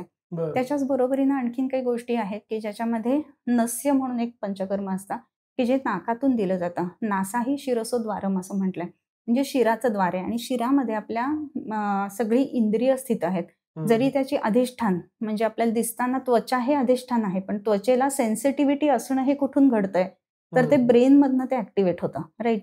सो त्याचं अधिष्ठान जरी त्वचा असलं तरी सुद्धा त्याचं इंद्रिय डोक्यामध्ये असतं, शिरामध्ये असतं. बरं. सो त्याच्यामुळं जर नस्य केलं गेलं नित्य नियमितपणे तरी सुद्धा डोळ्यांची व्हिजन चांगली राहायला मदत होते. आणि एक जो ड्राय आय सिंड्रोम आपण म्हटलो की जास्त वेळ स्क्रीन टाईम झाल्यामुळे डोळे दुखायला लागतात, चुबल्यासारखं होतं. त्याच्यानंतर त्याच्या ज्या आय लॅशेस असतात ना त्या इव्हन कर्व्ह होऊन इंट्रोपियॉन म्हणतात त्याला, आतल्या बाजूला त्या घासायला लागतात. अशा पण गोष्टी बापरे! बऱ्याचदा होत असतात. मग अशा वेळेला डोळ्यांवरनं तेल लावणं हा एक महत्त्वाचा भाग आहे. मग त्याच्यामध्ये काही विशिष्ट घृतं पण आहेत आयुर्वेदामध्ये. महात्रिफला घृत म्हणून. रोज रात्री तुम्ही ह्या 2 बोटांवरती घ्यावं शक्यतो. ह्या बोटाला ना प्रेशर जास्त आहे. ह्या बोटाला सगळ्यात हायेस्ट प्रेशर आहे आणि ह्या 2 बोटांना प्रेशर एकदम लोएस्ट असतं. सो ह्या 2 बोटांवरती घेऊन जर सर्क्युलर मोशनमध्ये लावलं गेलं तर त्यामुळं ड्राय आय सिंड्रोम कमी यायला सुद्धा खूप चांगली मदत होत असते. त्याच्याच बरोबरीनं कच्चं निरसं दूध असतं ना, ते जस्ट तुम्ही घ्यायचं वाटीमध्ये रूम टेम्परेचरचं, कॉटन भिजवायचं आणि डोळ्यांवरती ठेवून द्यायचं. एवढं केलं ना तरी ज्या अश्रुग्रंथी असतात ना त्या ॲक्टिव्हेट व्हायला लागतात आणि बरं. मग हे जे ड्रायनेस आहे तो कमी यायला मदत होत असते. ह्याच्याच बरोबरीनं आणखीन डोळ्यांचे आजार होण्याच्या कारणांमध्ये डायबिटीस वगैरे सारख्या गोष्टी महत्त्वाच्या राहतात. बरं. सो त्याच्यामध्ये एजिंग हा तर एक मोतीबिंदू आणि ह्या गोष्टींचं कारण आहे. परंतु जो आतला लेयर असतो की जिथे इमेज पडते, रेटायना म्हणतात, तर त्या रेटायनल डिटॅचमेंट किंवा रेटायनाचे जे इश्यूज असतात त्याच्यामध्ये डायबिटीस असेल तर ह्या गोष्टी लवकर घडतात. त्यामुळं काही पेशंट्समध्ये जन्मतः किंवा लहानपणीच जो डायबिटीस होतो ज्याला ज्युव्हेनाईल डायबिटीस म्हणतात, असं असताना डोळ्यांची काळजी घेणं, रेग्युलर आय चेकअप करणं ह्या गोष्टी पण तेवढ्याच महत्त्वाच्या आहेत. आणि ते होऊ नये म्हणून काही वेळेला पंचकर्म नस्यासारखी किंवा काही विशिष्ट नेत्रहितकर बस्ती म्हणून पण आलेल्या आहेत, तर आपण वापरू शकतो. मला बीपी, डायबिटीस, थायरॉइडकडे यायचं आहे शेवटच्या टप्प्यात. पण त्याच्या आधीचे प्रश्न जे आहेत त्यातला एक मुद्दा असा की सगळ्या आयुर्वेद रिलेटेड गोष्टीत एरंडेल तेल हे फार कॉमन दिसतं. पोट खराब आहे, एरंडेल तेल प्या, एरंडेल तेल पायाला लावा. हे एवढं महत्त्वाचं काय आहे? Castor oil. तर आहे ना वातशमन करण्यात उत्तम एरंड म्हटलंय. एरंड गजस केसरी असं म्हटलं. केसरी म्हणजे सिंह, सिंहासारखा वाताचं शमन करतो. म्हणजे एखाद्या वावटळीला जसं शमन केलं जातं ना तसं एरंडाचं काम आहे आणि म्हणून एरंड महत्त्वाचं आहे. पूर्वीच्या काळामध्ये जर आपण बघितलं तर साधारणपणे 3 महिन्यांनी वगैरे सगळ्या लहान मुलांना घरातल्यांना एरंडेल तेल द्यायची पद्धत असायची. रविवारी तो एक मस्तपैकी कार्यक्रमच असायचा. सगळेजण पूर्वी तर डिओडोराइज्ड वगैरे नसायची तेलं, खराब वास यायचा एरंडेल तेलाला आणि ते नाक अगदी बंद करून वगैरे एरंडेल दिलं जायचं. पण एरंडेल दिल्याने शरीरातलं जे मलविरेचन असतं तर ती गोष्ट घडते. म्हणजे जर का काही कारणाने कॉन्स्टिपेशन असेल, पोट साफ होत नसेल आणि पोट साफ नाही झालं तर अग्नीवरती परिणाम येतो. पण अग्नीचं महत्त्व तर बघितलंच आहे. तर अशा वेळेला पोट साफ होण्यासाठी म्हणून हे एरंडेल तेल दिलं जायचं. त्याच्याच बरोबरीनं एरंडाचं अजून एक महत्त्वाचं काम आहे ते म्हणजे कृमिघ्न. म्हणजे शरीरातले जंत कमी करण्यासाठी त्याचा उपयोग होत असतो. म्हणून एक दिवस आधी जनरली विडंग कंपिल्ल म्हणून अशी काही कृमिघ्न औषधं दिली जातात आणि दुसऱ्या दिवशी किंवा त्या दिवशी रात्री विरेचनाचं म्हणजे एरंड स्नेह वापरायचा. असं केलं की शरीरातले कृमी निघून गेले ना की बरेचसे आजार कमी यायला मदत होत असते. आता जेव्हा आपण कृमींचा विषय काढतो ना तर त्यावेळेला असं आयुर्वेदामध्ये सूत्र आलंय की असे कुठलंही लक्षण नाहीये की जे कृमींमुळे होत नाही. म्हणजे बरीचशी लक्षणं ज्या वेळेला आपल्याला असं दिसतं की ह्याचं उत्तर काय किंवा ह्याचं कारण काय, बरीच औषधं घेऊन झाली तरी होत नाहीये. मग अशा वेळेला कृमिघ्न औषधं द्यावीत. म्हणजे मग कृमी निघून गेले शरीरातले की त्याच्यामध्ये परिणाम आपल्याला चांगले दिसायला लागतात. आपल्याला जनरली जंतांसारखे ॲस्कॅरिस हे कृमी माहीत असतात. पण आयुर्वेदामध्ये 20 प्रकारचे वेगवेगळे कृमी सांगितलेत आणि त्या कृमींना नष्ट करण्यासाठी म्हणून एरंड उत्तम आहे. त्याच्याच बरोबरीनं एक्सटर्नल ॲप्लिकेशन जेव्हा एरंडाचं होतं जसं तळपायाला तेव्हा डोळ्यांना ते उपयुक्त आहे. म्हणून एरंडाचा उपयोग खूपच चांगला केला जातो. म्हणून त्याला गंधर्व मूळ असा दुसरा शब्द वापरलेला आहे बरं का. बरं. तुम्ही मगाशी नस्याचा उल्लेख केला त्याच्यावरून सुचलेला प्रश्न असा की सर्दी आणि तत्सम आजार हे सुद्धा आजकाल माझ्यासह अवतीभोवती खूप कॉमन दिसतात. त्याचं कारण ऑफिसमध्ये कोणत्याही नेटवर्कमध्ये एसीत थांबावं लागतं. एसी मशीनसाठी असतो असं आम्ही चेष्टेत म्हणतो की त्या मशीनची हीट होऊ नये म्हणून आणि आम्ही साईड एंटिटी. मीडियात तर खूप जण स्वेटर घालून बसतात पावसाळ्यात काय उन्हाळ्यातही कारण एसी असतो. बाहेरचं वातावरण मात्र 38-40 डिग्रीच्या आसपास राहतं. हा सतत होणारा बदल, वातावरणातला बदल, धूळ वगैरे यातनं हे सर्दी आणि सर्दीजन्य गोष्टी खूप दिसतात. ही आता प्रोफेशनल हॅझार्ड आहे आमचा. आम्हाला हे मान्यच केलं पाहिजे. कसं टॅकल करायचं? एक महत्त्वाचा भाग असा आहे की एसीमध्ये बसल्यामुळं काम छान होतं आणि फास्ट होतं हे सुद्धा तेवढंच महत्त्वाचं आहे.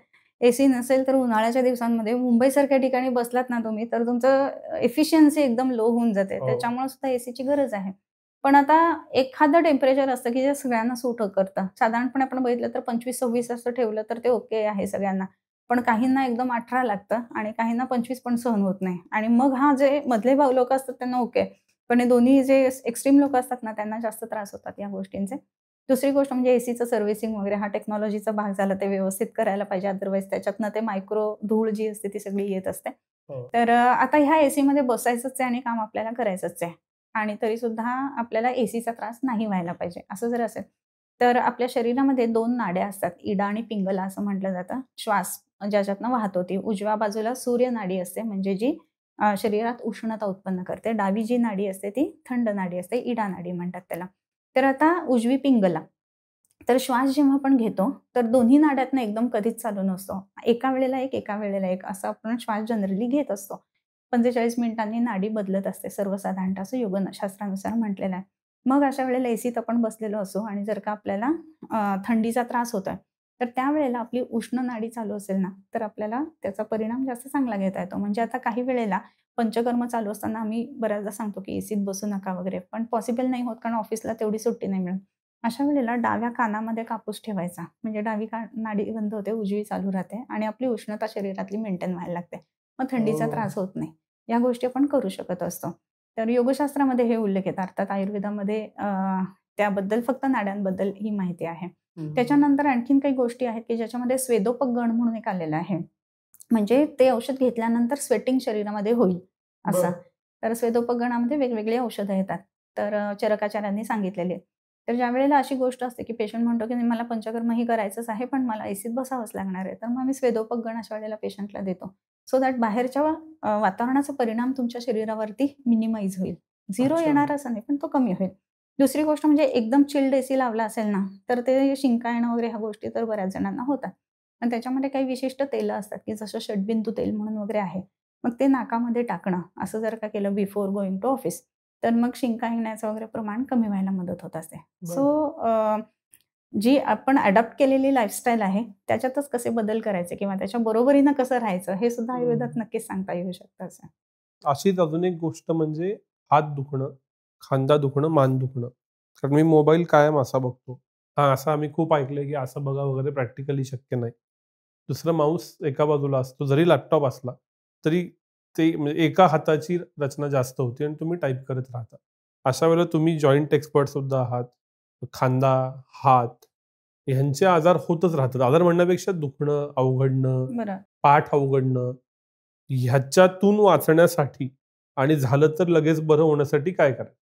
कसं आहे ना, की लक्षण सुरुवात होते ना, तर थोडंसंच असतं कधी पण सुरुवातीला आणि मग हळू वाढत जातं. तर थोडंसं असताना आपण लक्ष देत नाही त्याच्याकडं. तर थोडं जरी आलं ना, तरी आपण स्वतःला थोडंसं लक्ष द्यायला पाहिजे. जसं मी म्हटलं, की रात्री झोपताना आपण एक 5 मिनिटं शांत बसून आपल्या शरीरामध्ये कुठे-कुठे काय-काय पेन आहे किंवा कॅच आहे किंवा कुठे स्पाझम आहेत, या गोष्टी पाहायला पाहिजेत आणि त्याच्यानुसार सल्ले त्याच्यानुसार घ्यायला पाहिजेत.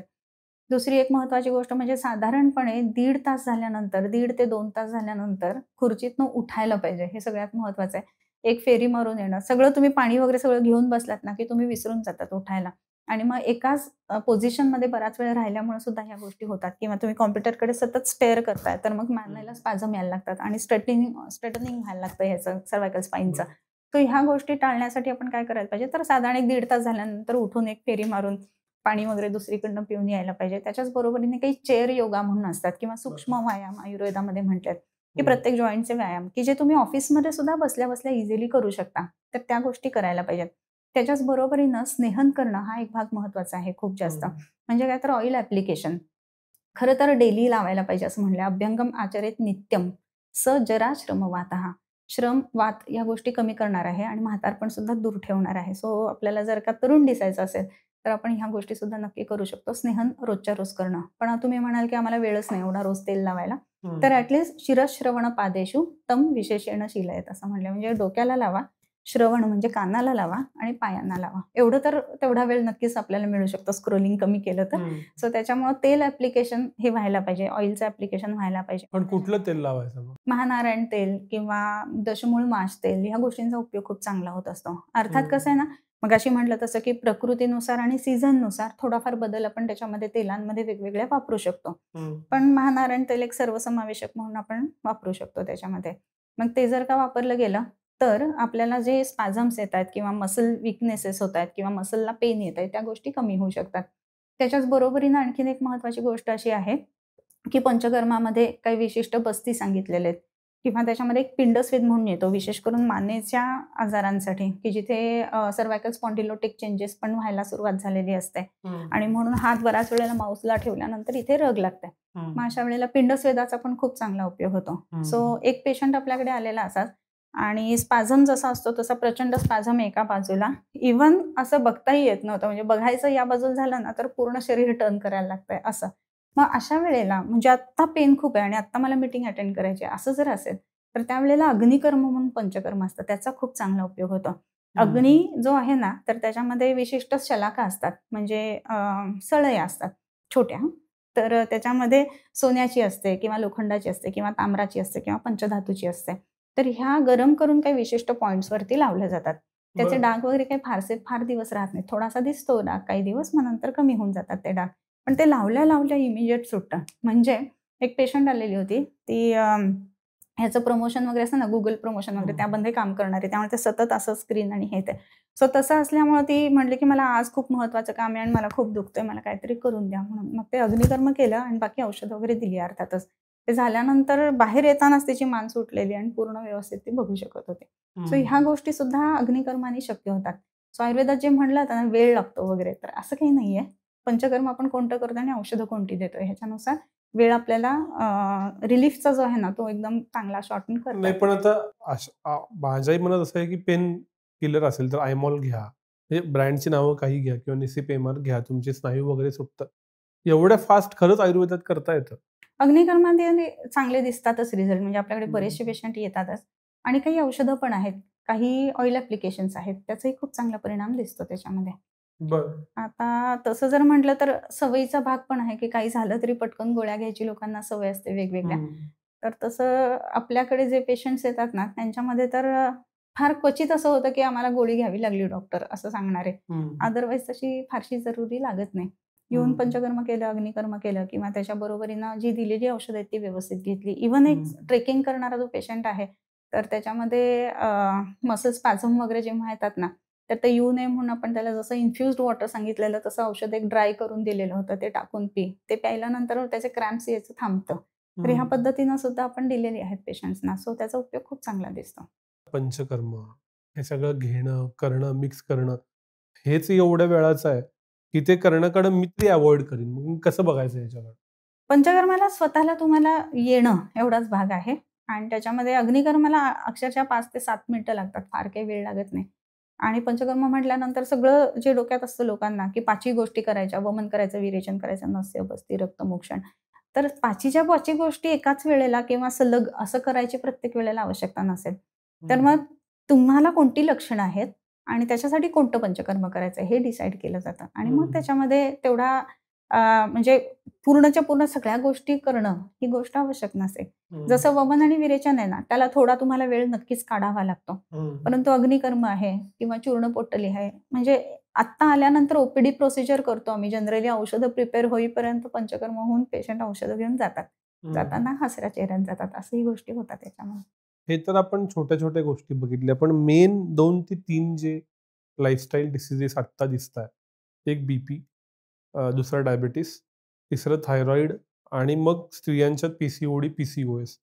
हे सगळं आयुर्वेदाच्या पद्धतीनं कसं टॅकल करतात आणि एखाद्या व्यक्तीनं हे होऊ नये म्हणून प्रिव्हेंटिव्ह काय करावं आणि हे झाल्यावर कंट्रोल करायला काय करावं? कसं आहे की कोणतंही लाईफस्टाईल आपण म्हणतो तर लाईफस्टाईल सुधारणं हा तर भाग महत्वाचा आहेच आहे. दिनचर्या हा आयुर्वेदाचा खूप कोर आहे की अगदी ब्राह्म्य मुहूर्ते उत्तिष्ठेत पासून ते रात्रीचर्येपर्यंत काय काय करावं हे सगळं त्याच्यामध्ये सांगितलेलं आहे. पण बदलत्या आपल्या आत्ताच्या जीवनशैलीनुसार परंतु त्या गोष्टी जर अडॅप्ट केल्या, जसं म्हटलं की पूर्ण अंगाला तेल लावणं शक्य नाहीये, तर तुम्ही निदान शिरश्रवण, पाद या ठिकाणी तरी लावू शकतात तेल. तर ह्या गोष्टी आपल्या ह्याच्यामध्ये घ्यायला पाहिजेत. आहारावरती कंट्रोल करायला पाहिजे, हे एक महत्वाचं आहे. आणि त्याच्या बरोबरीनं स्वतःच्याकडे बघणं ज्याला आपण म्हणतो तर हाही भाग त्याच्यामध्ये व्हायला पाहिजे. आता साधारणपणे जर आपण बघितलं तर 40+ एज आलं की त्याच्यामध्ये आपल्याला दिसतं की HbA1c हळूहळू वाढतं आहे. 5.5 साधारण 5.8, 6 पर्यंत जात आहे. तिथेच आपल्याला लक्षात आलं पाहिजे की मेटाबॉलिझममध्ये बदल होतोय. आणि मग हम्म. त्यावेळेला आपण आपल्या आहारामध्ये काही बदल करणं किंवा जसं आता सध्या आपण बघतो की जेवण झाल्यानंतर ऑइल सीड्सचं कन्झम्पशन करणं म्हणजे कॅल्शियम चांगल्या शरीरामध्ये आपल्याला मिळतं. त्याच्यानंतर जे रानभाज्या येतात वेगवेगळ्या, तर त्या रानभाज्यांचं कन्झम्पशन करणं हे पण व्हायला पाहिजे. जसं की हदग्याची फुलं आहेत किंवा कुड्याच्या शेंगा आहेत. तर ह्या त्या सीझनमध्ये येणाऱ्या भाज्या आहेत ना, त्या घ्यायला पाहिजेत. सो मग ह्या कुठे मिळतात? तर मार्केटमध्ये मिळत असतात. इव्हन आपल्या एरियामध्ये सुद्धा एखादी अशी भाजीवाली असते की ज्यांच्याकडे ह्या वेगळ्या भाज्या मिळत असतात. सो ते थोडंसं आपलं डोळे उघडून आपण बघायला पाहिजे. सो ह्या भाज्यांचं कन्झम्पशन केलं गेलं ना, तर शरीरात जे जे आवश्यक न्यूट्रिएंट्स आहेत तर ते सुद्धा मिळत असतात आणि ह्याच्यामध्ये मेडिसिनल प्रॉपर्टीज पण असतात. जसं आपण म्हटलं की हदग्याची फुलं आहेत तर ते पित्त कमी करणारे आहेत. तर ॲसिडिटी असेल तर हदग्याची फुलं खावीत, म्हणजे त्याची भाजी करून खावी. घोळाची भाजी म्हणून एक येते, तर ती जी आहे ती सुद्धा पित्त कमी करणारी आहे, तर ते घ्यायला पाहिजे. विशेष करून मेच्या सुरुवातीला वगैरे जेव्हा हीट खूप असते त्यावेळेला घोळाची भाजी घेतली जाते. कुडाच्या ज्या शेंगा असतात ना, तर त्या पाऊस पडल्यानंतर येतात जनरली, ज्याला अँटी डिसेंट्रिका असं त्याचं नावच आहे. सो पोट खराब होऊ नये म्हणून कुड्याच्या शेंगांची भाजी खायला पाहिजे. तर ह्या गोष्टी आपण कन्झ्युम करायला पाहिजेत. इव्हन आपल्या डेली रुटीनमध्ये कुठली तरी भाजी तुम्ही करणारच आहे, तोच वेळ तुम्ही ह्या भाज्यांसाठी द्यायला पाहिजे. त्याच्याच बरोबरीनं दुसरी गोष्ट म्हणजे हे होऊ नये म्हणून व्यायाम नित्य करणं हे सुद्धा तेवढंच महत्वाचं आहे. तर व्यायाम आता 40ला 50ला मी सुरू करायचा का असा विषय असतो बऱ्याचदा. तर सूक्ष्म व्यायामापासून सुरुवात करायला पाहिजे आणि मग हळूहळू करून योगासनं आणि मग बाकीच्या गोष्टी प्राणायाम किंवा थोडं मसल ट्रेनिंग ह्या गोष्टींकडे पण लक्ष द्यायला पाहिजे. म्हणजे डायबिटीज, थायरॉइड ह्या गोष्टींपासून आपण दूर राहू शकतो. विशेष करून आपण थायरॉइड किंवा हाय बीपी हे जर 2 गोष्टी बघितल्या तर त्याच्यामध्ये मनाशी संबंधित पण बऱ्याचशा गोष्टी असतात आणि कोलेस्टेरॉलशी संबंधित बीपीशी संबंध आहे. तर त्याच्यामध्ये व्यायाम करणं हे महत्वाचा भाग आहे. तेल चांगलं वापरणं हा महत्वाचा भाग आहे आणि म्हणून शक्यतो बाहेरचं खाऊ नये असं आयुर्वेदिक लोक सांगतात. कधीही तुम्ही कुठल्याही कमर्शियल सेटअपमध्ये खायला गेलात तर तिथे तो त्याचा फायदा तर बघणारच आहे ना. सो घरी करणारी जी स्त्री आहे तो फायदा नाही बघणार आहे, ती हेल्थ बघणार आहे. सो ह्या दृष्टिकोनातून तो फरक पडत असतो. आणखीन एक महत्वाचा भाग असा आहे की मनाशी संबंधित आपण म्हटलं की जेव्हा चिडचिड होते, त्रागा होतं त्यावेळेला बीपी शूट होतं. मग मनाची चिडचिड, त्रागा होऊ नये याच्यासाठी म्हणून नस्याचाही उपयोग चांगला होतो. त्याच्याच बरोबरीनं शिरोधारा म्हणून पंचकर्म असतं, त्याचा उपयोग खूप चांगला होत असतो. सो ह्या गोष्टींकडे सुद्धा आपण लक्ष द्यायला पाहिजे. एज जसं जसं पुढं जात आहे ना, तसं तसं रक्तवाहिन्या कडक होणं, त्याच्यामध्ये बदल होणं हा भाग होणारच आहे. परंतु तो होऊ नये याच्यासाठी शरीरामध्ये स्नेहन आणि पंचकर्म करणं ह्या गोष्टी सुद्धा तेवढ्याच महत्वाच्या आहेत. की जसं की वमन आहे, विरेचन आहे, मगाशी आपण जे बोललो ते. त्याच्याच बरोबरीनं काही विशिष्ट बस्ती आहेत की जे बीपी मेंटेन ठेवण्यासाठी किंवा कंट्रोल करण्यासाठी उपयुक्त असतात. सो ह्या गोष्टी आपण त्याच्यामध्ये करू शकतो. आणखीन स्त्रियांमध्ये आपण बोललो की पीसीओडी, पीसीओएस वगैरे त्याच्यामध्ये सुद्धा लाईफस्टाईल डिसीज का म्हणतात तर बसल्या एका जागी असते, जनरली सिडेंटरी आणि स्ट्रेसफुल अशी लाईफस्टाईल असते, तिथे पीसीओडी जास्त दिसतं. मग अशा वेळेला तिथे ज्या वेळेला आपल्याला मनाला टेन्शन येतं ना त्यावेळेला शारीरिक हालचाली म्हणजे व्यायाम करावा, म्हणजे मनाचं टेन्शन कमी होत असतं असं आहे. त्याला हॅपी हॉर्मोन सिक्रेशन म्हणतो, व्यायाम केल्यानंतर होतं आणि म्हणून मग त्याच्यामध्ये हॉर्मोनल चेंजेस किंवा इरेग्युलरिटीज, इम्बॅलन्स जे आहेत ते कंट्रोल करायला मदत होत असते. त्याच्या बरोबरीनं बस्तीचा उपयोग पीसीओडीमध्ये खूप चांगला होत असतो. सो वेगवेगळे बस्ती आहेत की जे व्यवस्थित ओव्ह्युलेशन करण्याच्या दृष्टीने म्हणून उपयुक्त असतात.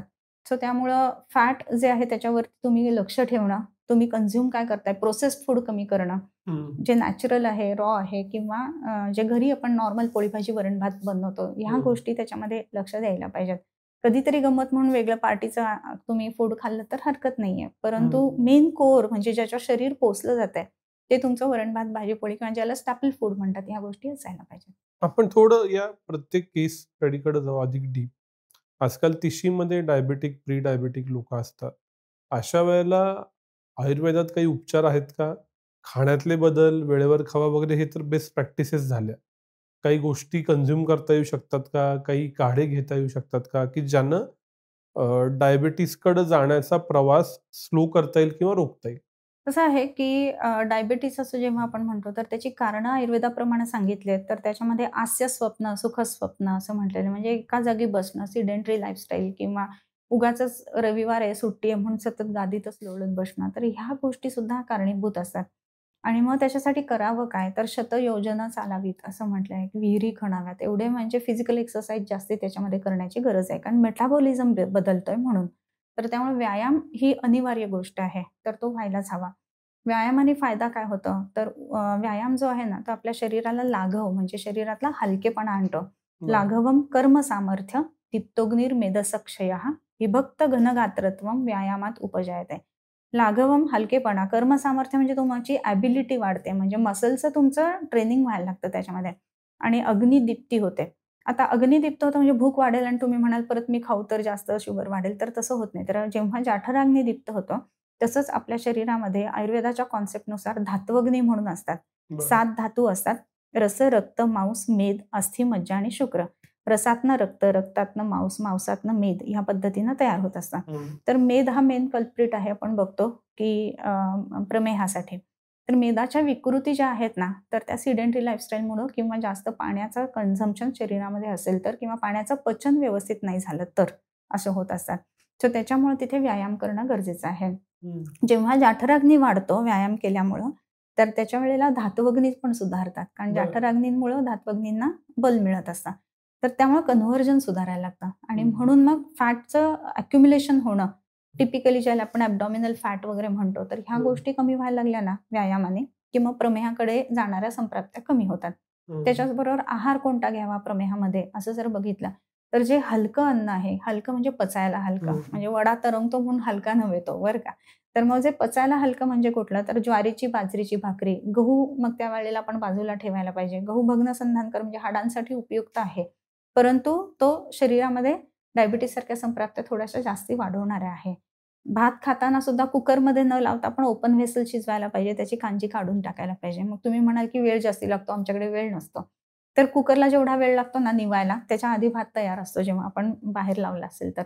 तर हा सुद्धा फरक त्याच्यामधला आहे. फक्त त्याला बघावं लागतं मध्ये-मध्ये जाऊन, हा एक भाग आहे. त्याच्यावरची जी हे येते ना कांजी येते, तर त्याच्यामध्ये ज्याला आपण ग्लायसेमिक इंडेक्स म्हणतो, तर तो जास्ती असतो. म्हणून ते काढून टाकलं की भाताचा ग्लायसेमिक इंडेक्स कमी येतो. त्याच्याच बरोबरीनं मुगाचं वरण आणि भात असं एकत्र जर घेतलं गेलं तर इसेन्शियल अमिनो ॲसिड्स आपल्या शरीराला सगळे मिळत असतात. सो त्यामुळे ते कॉम्बिनेशन चांगले आहेत. म्हणजे जी आपली ऑथेंटिक कॉम्बिनेशन्स आहेत ना, ती सुद्धा घ्यायला आपण पाहिजेत. त्याच्याच बरोबरीनं पंचकर्म जर आपण बघितलं तर त्याच्यामध्ये शोधन पंचकर्म जी आहेत, की जसं वमन, विरेचन आणि बस्ती ह्या 3 गोष्टी करायला पाहिजेत. आणि त्याच्यामध्ये प्रमेह होऊ नये याच्यासाठी ह्या गोष्टींचा आपल्याला उपयोग करता येतो. तर आयुर्वेदामध्ये 20 प्रकारचे वेगवेगळे प्रमेह सांगितलेत. त्याच्यापैकी कफज प्रमेह आहेत ना, तर ते साध्या कफोत्थाह दश असं म्हटलं 10 प्रकारचे प्रमेह आहेत. तर ते जर कफज असतील तर ते साध्य आहेत, म्हणजे ते आपल्याला करता येऊ शकतो. आणि पित्ताचे आणि वाताचे जे प्रमेह आहेत, तर त्याच्यामध्ये थोडंसं रिव्हर्स अवघड असतं, असंही आहे. हे झालं डायबिटीस बद्दल. बीपी किंवा हार्ट रिलेटेड जे काही विषय आहेत, ह्याच्यात आयुर्वेद खरंच कामाला येते का? कारण इमर्जन्सीत तर वेगवेगळ्या गोष्टीकडे जातो आपण. इतर वेळेला काय कामाला येतं? जो अजीर्ण हा जो मुद्दा आपण घेऊन सुरुवात केलेली होती, तर त्याच्यामध्ये 3 अवस्थापकांमध्ये गोष्टी घडत असतात. तर अजीर्ण हे एक मेन कारण असतं बीपी वाढण्याचं. तर बीपीचं आयुर्वेदामध्ये डायग्नोसिस आहे का? असं जर म्हटलं तर हाय बीपी किंवा हायपरटेन्शन हे शब्द ह्याच्यामध्ये नाही आहेत. मग काय आहे? तर आपण विदग्धाजीर्ण या नावाने सुद्धा अशी जर संप्राप्ती असेल तर बीपी वाढतं असं दिसतं. म्हणजे कुणाला ॲसिडिटी असेल ना, तरी सुद्धा बऱ्याच वेळेला हाय बीपी पण त्याच्याबरोबर असोसिएटेड असतं. सो आम्हाला सुद्धा ॲसिडिटी आहे म्हटल्यानंतर केअरफुल राहावं लागतं, की याचं बीपी किती आहे तेही बघा. हे सुद्धा महत्त्वाचा भाग आहे. त्याच्याच बरोबरीनं दुसरी गोष्ट अशी आहे, की आयुर्वेदामध्ये काही आवरणं म्हणून सांगितलेले आहेत. म्हणजे एक वायू जो आहे, त्याची गती जर बदलली असेल, तर तो उलट दिशेने येतो आणि हृदयावरती प्रेशर करतो. सो विशेष करून अपान वायू, प्राण, अपान, व्यान, समान आणि उदान असे असतात. सो अपान वायूचं जर का विलोमत्व असेल, तर त्याच्यामुळं बीपी हाय होण्याची शक्यता त्याच्यामध्ये असते. सो आम्ही त्यावेळेला वायूची गती प्राकृत करणं ह्याच्यासाठी शौचस्थानी कापूस भिजवून तिथे ठेवणं, विशिष्ट तेलांचा वगैरे ह्या गोष्टी देतो. त्याने सुद्धा बीपी कमी यायला मदत होत असते. त्याच्याच बरोबरीनं मनाचा चिडचिड, त्रागा असं जर असेल, तर नस्य झाल्यानंतर बीपी चांगले कमी येतात असं दिसतात. तर फक्त कसं आहे, की त्या वेळेला कमी आलेलं आहे ते. पण ओव्हरऑल संप्राप्ती कमी करत असताना जे रक्तवाहिन्या आहेत, त्याचा कडकपणा ज्याला आर्टेरिओस्क्लेरोसिस म्हणतात आणि त्याच्या बरोबरीनं आत साठणारं कोलेस्टेरॉल ह्या दोन्ही गोष्टी सुद्धा तेवढ्याच महत्त्वाच्या आहेत, की ज्या स्लो संप्राप्ती करतात. त्याच्यामुळे नंतर सुद्धा त्याच्याकडे लक्ष ठेवणं हे गरजेचं राहतं. पण हे रक्तवाहिन्यांचा कडकपणा आणि कोलेस्ट्रॉल हे कमी करायला आयुर्वेदात उपाय आहे? कसं आहे ना, की शिरा ज्या आहेत म्हणजे रक्तवाहिनी शिरा, तर अश्रुजक कंडरा शिरा असं म्हटलं, की रक्तापासून त्या बनतात. तर रक्ताला प्रसादत्व येईल अशा पद्धतीची काही औषधं आपण त्याच्यामध्ये वापरत असतो. पण ते कसं आहे की गोळी घेतली आणि लगेच बरं झालं असं नाही होणार आहे. त्याला थोडासा अवधी द्यायला लागणार आहे असं. अजून एक मुद्दा कायम चर्चेत येतो, थोडासा कॉन्ट्रोवर्शियली असेल, की आयुर्वेदानुसार व्हेज खावं का नॉनव्हेज खावं? शरीरशास्त्रानुसार व्हेज नॉनव्हेज हे दोन्ही गोष्टी आयुर्वेदामध्ये आलेल्या आहेत बरं का. तुम्हाला सांगते, अन्नस्वरूप विज्ञानी अध्याय म्हणून एक आपल्याकडे आहे आणि त्याच्यामध्ये मांसवर्ग नावाचा एक मोठा वर्ग दिलेला आहे की प्रत्येक मांसाचं वर्णन आणि त्याच्यामध्ये कुठलं मांस चांगलं, कुठलं नाही चांगलं, कुठल्या मांसाचे विशिष्ट गुणधर्म काय हे सुद्धा सांगितलं. सो तसं जर बघितलं तर नॉनव्हेज आयुर्वेदाला वावडं नाहीये. ओके. इवन काही चिकित्सा जसं की राजयक्ष्मा म्हणून एक व्याधी सांगितली आहे, तर त्याच्यामध्ये विशिष्ट काही मांसरसांचा वापर सुद्धा आलेला आहे. मग हे मांस आणि आयुर्वेद असा कुठे संबंध येतो? तर अध्यात्मशास्त्राच्या दृष्टीने जर बघितलं ना, तर तिथे चटक ज्याची लागते किंवा आपल्याला इंद्रियांना कंट्रोल करता येत नाही, तर त्या दृष्टिकोनातनं म्हणून ते थांबवावं असं म्हटलेलं आहे. सो आयुर्वेदात असं नाहीये. पण मग हे मांसरस जे काही घ्यायचे आहेत, तर ते आपल्या जिभेच्या आवडीसाठी किंवा आपल्याला ही टेस्ट आवडते म्हणून असं नाहीये. तर त्याचा परिणाम शरीरावर काय देणार आहे ह्याच्यानुसार आलेला आहे. सगळे पोटाचे आजार सायकोसोमॅटिक आहेत असं म्हणतात. आपण म्हणजे या सगळ्या शरीराच्या व्याधींकडून बघून आलो, पण टेन्शन, फिअर, त्याच्यानंतर इन्सिक्युरिटी, हे जे मूळ सोमॅटिक आजार आहेत किंवा मूळ सोमॅटिक घटना आहेत, ह्यांना टॅकल करायला आयुर्वेदिक प्रक्रिया काय आहेत की ज्या आमच्यासारखी लोक रोजही करू शकतात? हरी, वरी आणि करी असं म्हटलं जातं. ऍसिडिटीची 3 मेन कारण आहेत. ओके. सो आता ह्याच्यामध्ये आपण वरी या गोष्टीचा जर विचार केला की स्ट्रेस, टेन्शन, अँझायटी प्रत्येकालाच आहे. एका लिमिट पर्यंत ते आवश्यक पण आहे, कारण की तुमचं काम त्याच्याने चांगल्या पद्धतीनं होतं. पण ओव्हरड्यू व्हायला लागल्या गोष्टी, अनड्यू अँझायटी यायला लागली, तर ती योग्य नाहीये. विचार हा भाग महत्वाचा आहेच आहे. सो मगाशी म्हटलं मी तसं, आयदर खायचं असेल तर हॅपीली खा. मनात खाऊ का नको आलं ना, तर लिव्ह इट, मग नका खाऊ. ह्या गोष्टी पण करायला पाहिजेत. दुसरी गोष्ट म्हणजे विशेष करून स्त्रियांना मेनोपॉझल एजमध्ये एक स्ट्रेस, टेन्शन, अँझायटी जास्ती असते. पूर्वी 20-20 माणसांचा आरामात स्वयंपाक करतात. 4 माणसं पण नवीन येणार असतील तर लगेच असं काय करू व्हायला लागतं आणि त्यावेळेला मग स्ट्रेस आणि ऍसिडिटी वाढायला लागते. मग अशा वेळेला सुद्धा टिपिकली मेनोपॉझलमध्ये काही औषधं वेगळी दिली जातात आणि त्याच्याच बरोबरीनं हे जे आहे की ह्या गोष्टी होऊ नयेत. मग असं झालं की आपण आत्ता काय करायचंय त्या क्षणाला, तर त्या क्षणाला देण्यासाठी सुद्धा काही विशिष्ट औषधं असतात की जी पर पेशंट डिफर करतील, पण आहेत औषधं की जी देता येतात. आणि पेशंटला आम्ही सांगतो की दीर्घ श्वास घ्या, बसा आणि मग श्वास घेतल्यानंतर मग मन हळूहळू कूलडाऊन होतं. आता हे फक्त असं सांगितलं जातं का? तर मन जे आहे ना, तर त्याची गती आपल्या शरीरातल्या श्वासाच्या गतीवर अवलंबून आहे आणि म्हणून श्वास कंट्रोल केला तर मन कंट्रोल व्हायला लागतं आणि म्हणून श्वास महत्वाचा. तर त्याच्यामुळे शांत दीर्घ श्वास घ्यायचा की मग अँझायटी कमी होते. इव्हन जेवणाच्या आधी आपल्याकडे श्लोक म्हणण्याची प्रथा असते, वदनी कवळ घेता वगैरे. तर असं जेव्हा आपण म्हणतो ना, त्यावेळेला आपण धावत आलोय, हे आलोय किंवा खेळून आलोय, छोटी मुलं आहेत. सो असं सगळे बसल्यानंतर लगेच जेवायला सुरुवात केली तर वाताची गती लयात आलेली नसते. लयात म्हणजे लयीत आलेली नसते आणि तसं नसल्यामुळं कदाचित ठसका लागणं, खेळताना हे म्हणजे बोलताना ठसका लागणं, जेवताना ठसका लागणं, अशा गोष्टी होतात. म्हणून श्लोक म्हणले की एक त्याच्यामध्ये कामनेस येतो, वाताची गती नॉर्मल होते आणि मग आपण जर घ्यायला सुरुवात केली तर प्रत्येक वायू त्याचं कार्य व्यवस्थित करायला लागतो. त्या पद्धतीनं होतं, म्हणून मग ती अँझायटी कमी यायला मदत होत असते. आयुर्वेदिक लाईफस्टाईल याची जी चर्चा होती ती नक्की काय आहे? आणि हा व्हिडिओ बघणाऱ्या माणसांना जर का आयुर्वेदिक डॉक्टर उपलब्ध नाही, त्यांना तेवढा वेळ द्यायचा नाही, तर त्यांनी बेसिक सगळ्यांना जनरली चालू शकतील अशा कोणत्या गोष्टी कराव्यात, 4-5 किंवा कोणत्या गोष्टी घ्याव्यात किंवा कोणते बदल करावेत ज्यानं ओव्हरऑल लाईफस्टाईल बेटर होईल? एक तर लवकर उठायला पाहिजे. अगदी सूर्यास्ताच्या वेळेला असं शक्य नसेल ना, तरी सुद्धा निदान एक 6-6:30-7 पर्यंत उठायला पाहिजे. फक्त उठल्याने सुद्धा दीर्घायुष्य प्राप्त होतं असं म्हटलेलं आहे बरं का. याचं कारण शरीरातले वात, पित्त, कफ आहेत ते बॅलन्स व्हायला सुरुवात होत असते. त्यामुळे लवकर उठायला पाहिजे. उठल्यानंतर स्नेहन म्हणजे अंगाला ऑइल ॲप्लिकेशन ह्या गोष्टी महत्त्वाच्या आहेत. व्यायाम नित्य करायला पाहिजे आणि स्नान रोज सकाळी करायला पाहिजे. आता बरीच लाईफस्टाईल बदलते, आम्ही रात्री अंघोळ करून झोपतो असं आहे. पण अंघोळ जी आहे ना, त्याच्यामुळे सुद्धा काय व्हायला लागतं की ऊर्जा मिळत असते शरीराला, म्हणून ती सकाळी करावी. रात्री तुमची ऑप्शनल आहे, करा, पण सकाळी करायला पाहिजे. त्याच्यानंतर जेवत असताना थोडासा, जसं आता म्हटलं की श्वास कंट्रोल करून जेवायला सुरुवात करायला पाहिजे, सो दॅट डायजेशन चांगलं होईल. जेवत असताना पहिला आहार घेतलेला पचला आहे ना हे बघायला पाहिजे. ओके. त्याच्यानंतर संध्याकाळच्या वेळेला कामं वगैरे जेव्हा आपण शटडाऊन करतो तर त्यावेळेला एक थोडा वेळ आपण स्वतःसाठी 4 वाजता किंवा इव्हिनिंगला प्राणायामासाठी एक थोडासा वेळ द्यायला पाहिजे किंवा स्ट्रेचिंगसाठी एक थोडासा वेळ द्यायला पाहिजे. आणि रात्री झोपत असताना सुद्धा ज्याला रात्रीचर्या म्हटलंय म्हणजे कसं तर सगळ्या गोष्टी व्यवस्थित आवरून त्याच्यानंतर एखादा श्लोक वगैरे म्हणून किंवा थोडा वेळ प्राणायाम अनुलोम विलोम करून असं जर का आपण झोपलो तर आपलं आरोग्य टिकायला मदत होऊ शकते. म्हणजे प्रत्येक वेळेला सजग राहून किंवा आपण ज्याला योगिक म्हणतो तशा पद्धतीनं आपण प्रत्येक गोष्टीचा आस्वाद पण उत्तम प्रमाणे घ्यायला पाहिजे. आणि व्हॉट टू अवॉइड हे सुद्धा आपल्याला लक्षात यायला पाहिजे. ह्या जर गोष्टी केल्या तर आयुष्य चांगलं राहू शकतात. पण हे करायला अवघड नाही. मोह टाळले पाहिजेत. कसं आहे की रोगांची कारणं काय आहेत असं जेव्हा म्हटलेलं आहे ना त्याच वेळेला प्रज्ञापराध, असात्म्य इंद्रियार्थ संयोग, प्रज्ञापराध आणि परिणाम असे 3 गोष्टी सांगितलेल्या आहेत. मग त्याच्यामध्ये असात्म्य इंद्रियार्थ संयोग असं म्हणत असताना खूप वेळ मोबाईल बघणं हा असात्म्य म्हणजे योग्य नाहीये ते शरीरासाठी, तर त्या गोष्टी टाळायला पाहिजेत. प्रज्ञापराध म्हणजे आपल्याला समजतंय की मी हे केल्यानंतर मला त्रास होईल तरी सुद्धा करायचं, ह्याला प्रज्ञापराध म्हणतात. म्हणजे आपले मोह जे आहेत ना ते जास्ती झालेले असतात किंवा आपण कुठलीही गोष्ट नाही मी रेजिस्टच नाही करू शकत. सो नाहीये ना तुमच्यासाठी योग्य, थांबायला शिकलं पाहिजे.